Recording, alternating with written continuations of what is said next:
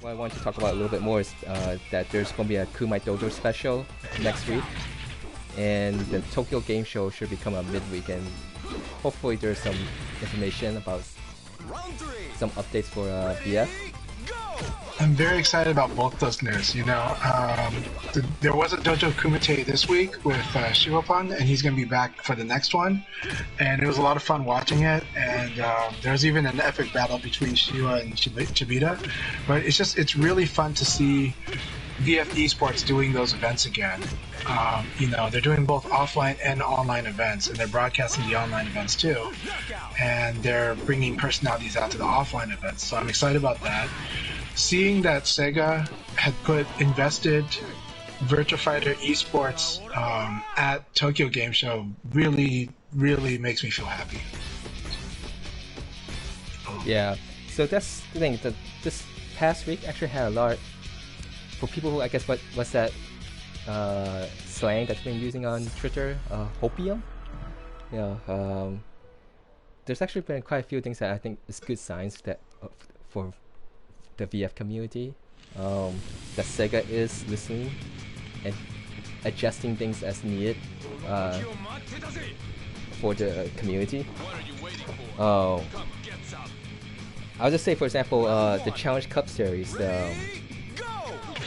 they've been trying to happen for a while now. Been trying to get more younger generation to play the game. So when they did their Challenge Cup series, they had like the under 18 category, and had somewhat low turnout. And so the next time they did the Challenge Cup series, they did under 22, which then they had a little bit more people playing.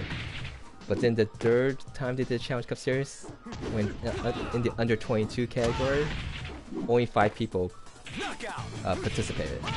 So that's a... Oh, really? Yeah, only 5 people participated in the last under 22 category.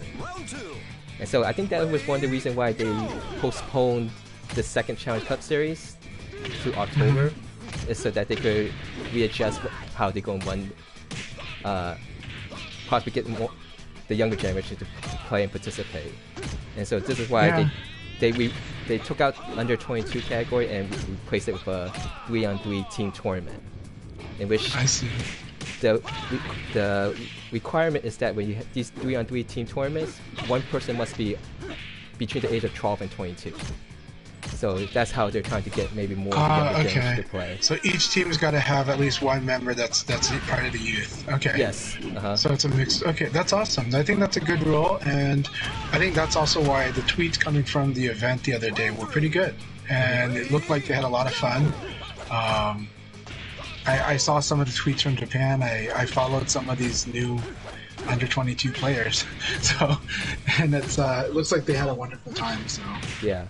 So next week, that special Kumite Dojo is going to be a 3-on-3 team, I guess, exhibition to just let people see what is fun about it.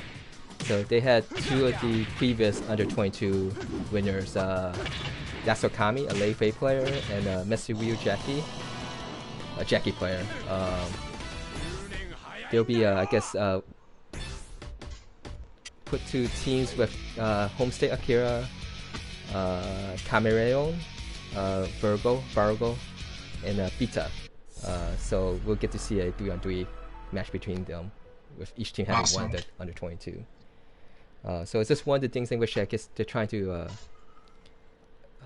take what is known to work for VF, at least in Japan, which is the team tournament formats. Right. So I think that's great, and I like that. Something to also acknowledge: this older demographic aspect about is not exclusive to Virtua Fighter. It's pretty consistent in the fighting game community right now. Okay. But we do have younger players. But it's one of those things where I think globally we're working on making, being more appealing to getting, or at least just getting more younger people into the fighting games. And I think definitely Street Fighter 6 has potential to really do that well, but I think Project L is going to be a big factor in seeing younger people, a newer generation of players into fighting games, Okay. But I think it's always good to address no matter which game you're playing, and I'm glad SEGA is working on addressing that. Yeah, so So again, it's just kind of, I think Sega just delaying things just to make kind of listen to community and try something that might maybe work. Because the team tournaments usually are very popular in Japan. Yeah, well, and I think also, yeah, this is a way to do mentorship, right? I mean, getting the... There's actually something that... Chibi Taro was the same case, right? Where Chibi Taro, because Chibi Taro was playing with a lot of the older guys and was mentored, you know? Same with Chibita in the VF3 era. Bunbun Maru was a mentor to Chibita, you know? So, yeah. So, the other thing is a smaller thing, but Tetsuko Yamada, she organized a lot of tournaments. You can see her and Homestain's stream on YouTube a lot. She mentioned that she's now, I'm not sure if she's working full-time or part-time, but she's helping out the tonomail.com. It's is she? Okay, yeah, awesome. talent.com. And Aoki was just posted, not that long ago, it's like changing over to using Total Mail for their thing. So another, just I guess seeing what the I guess Japan community is using more often. And I never used Total Mail, so I'm not sure how good or bad that brackets website is. But that's just something that seems like more like it looks like Sega is working a little closely with the with the Japan community scene.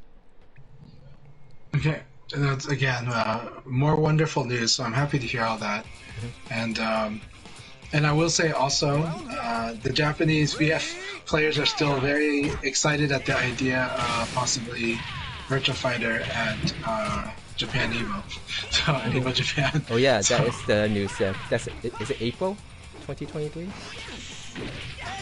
Yeah, April or May? April. Okay.